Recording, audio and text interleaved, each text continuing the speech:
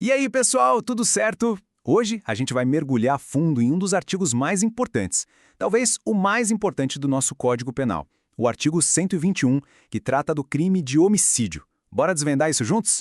Para começar, olha só que frase impactante do jurista Nelson Hungria. Ele define o homicídio como o crime por excelência. E faz todo sentido, né? É como se fosse o ponto mais alto numa montanha de crimes. É a partir dele que a gente começa a entender todos os outros crimes contra a vida.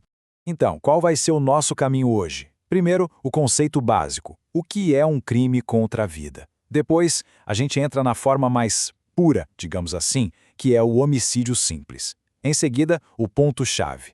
A diferença entre o homicídio doloso, que pode ser privilegiado ou qualificado. Daí a gente parte para o culposo, que é quando não há intenção. E para fechar, vamos ver quem são os atores desse crime. Vamos lá, pelo começo. O que exatamente a lei está protegendo aqui? Qual é o bem jurídico em jogo? Bom, é o mais valioso de todos, sem sombra de dúvida, a vida humana. O próprio nome já entrega o jogo, né? Homicídio vem do latim e significa basicamente extermínio do homem. Juridicamente falando, o ponto central aqui é a vida extrauterina. O que isso quer dizer? Que a proteção do artigo 121 começa a valer a partir do momento em que o parto se inicia. Pode ser com a primeira contração ou com o primeiro corte de uma cesárea. E essa proteção vai até a morte encefálica. É esse o intervalo de tempo que a lei guarda. Certo. Agora vamos para a base de tudo, para o texto da lei, o que a gente chama de tipo penal básico. É impressionante a simplicidade disso. Artigo 121. Matar alguém. Só isso. 2 palavras. O legislador foi direto ao ponto sem nenhum rodeio. A conduta proibida é essa, nua e crua. E essa simplicidade toda na descrição do crime contrasta diretamente com o peso da consequência, né? A pena para essa forma mais básica, o homicídio simples, já é extremamente grave, o que mostra o valor que a nossa sociedade dá à vida. Só que, na prática, um caso quase nunca é tão simples assim. A lei precisa analisar as circunstâncias, a intenção, e isso pode mudar completamente a pena. É aqui que a análise jurídica começa a ficar realmente interessante. A gente tem, basicamente, 2 caminhos que vão em direções opostas. De um lado, o homicídio privilegiado, que diminui a pena, do outro, o qualificado, que aumenta e aumenta bastante. Pense numa balança mesmo, que vai pesar o quão reprovável foi aquela conduta. E o que seria esse homicídio privilegiado?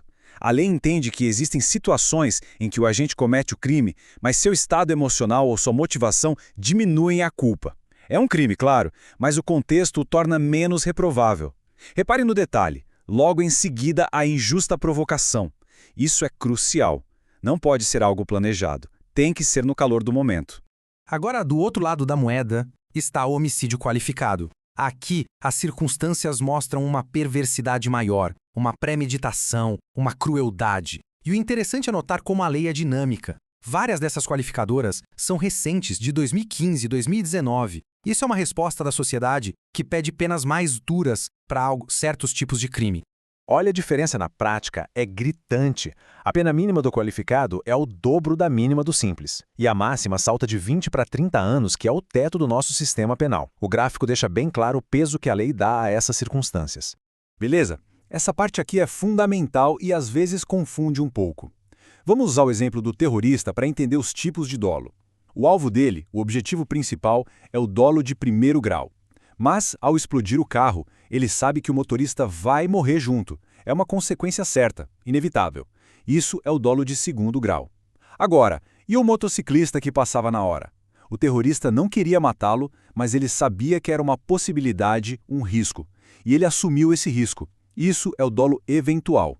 É o famoso dane-se, se acontecer, aconteceu.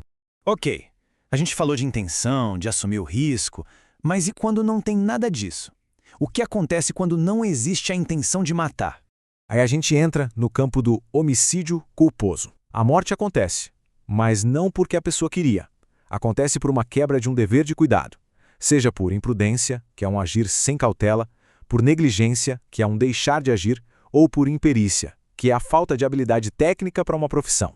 E claro, a pena aqui é bem mais branda. A ausência de intenção muda tudo. A natureza da pena até muda, de reclusão para detenção, mas mesmo aqui ela pode ser aumentada. Isso porque a lei também olha o que acontece depois do ato negligente. A omissão de socorro, a fuga para evitar a responsabilidade, tudo isso demonstra um descaso que agrava a conduta e, consequentemente, a pena. Bom, a gente já entendeu o como o crime acontece. Agora, vamos focar no quem. Quem pode cometer e quem pode ser vítima de um homicídio. O sujeito ativo, ou seja, quem comete o crime, pode ser qualquer um. Por isso ele é um crime comum. E do outro lado, a vítima. Infelizmente, também pode ser qualquer pessoa. A lei não faz distinção. Não importa se a pessoa é jovem, idosa, saudável ou um paciente terminal.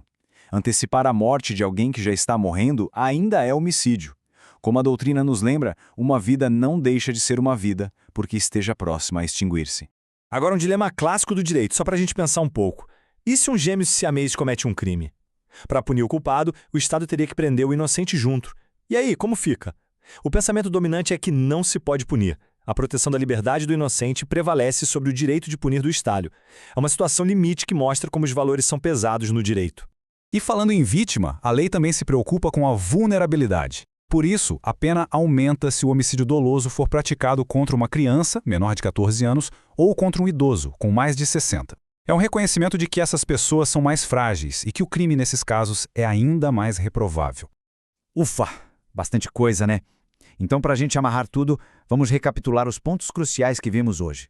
O grande segredo é enxergar o artigo 121 como um microsistema. Ele tem 4 pilares fundamentais. O simples, que é a base de tudo, o privilegiado com a pena reduzida, o qualificado com a pena lá no alto e o culposo, que é quando não há intenção. Se a gente entende a lógica por trás de cada um deles, fica muito mais fácil a analisar qualquer caso de homicídio. E para fechar, fica uma pergunta no ar. A lei não é estática, ela evolui com a sociedade. Que novas circunstâncias poderiam, no futuro, ser consideradas para qualificar ou privilegiar um homicídio? Pensem nisso. Bom, se essa nossa conversa ajudou a clarear as ideias para os estudos, não esqueçam de curtir e seguir o canal, que tem sempre mais conteúdo vindo por aí. Valeu e até a próxima!